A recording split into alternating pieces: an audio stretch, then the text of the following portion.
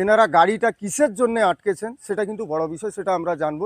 এই রাস্তা বিগত ৮ বছর থেকে এই রাস্তা কোনো মেরামতি হয়নি। দিনের পর দিন অ্যাক্সিডেন্ট, জল জমা হয়ে আছে, কোনো কারণে আমাদের রাস্তা এখানে মেরামত হয়নি।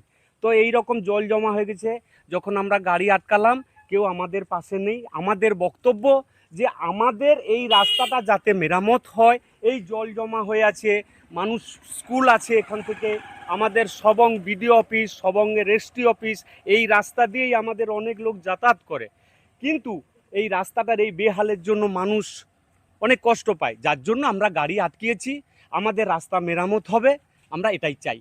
আচ্ছা, এই রাস্তায় কত চাকা পর্যন্ত পারমিশন আছে সেটা জানেন? এটাই 6 চাকা পর্যন্ত পারমিশন আছে, কিন্তু এই রাস্তাতে দিনের পর দিন 10-12 খানা গাড়ি, এই 18 চাকা 16 চাকা এই রকম গাড়ি যায়।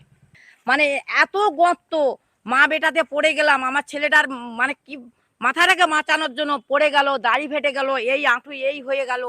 তারপরে আমার তো কোমরে লাগছে, আমার হাতে লাগছে, আমি আজ 22 দিন সারতে পারিনি শরীরে, আমার 8-9 হাজার টাকা খরচা হয়ে গেল। এই রাস্তা বিগত 8 বছর মতো কোনো রিপেয়ার হয়নি এবং এই রাস্তাতে 6 চাকা গাড়ি ঢোকার পারমিশন আছে। আচ্ছা, প্রতিদিন প্রতিনিয়ত রাত্রি 12টার পর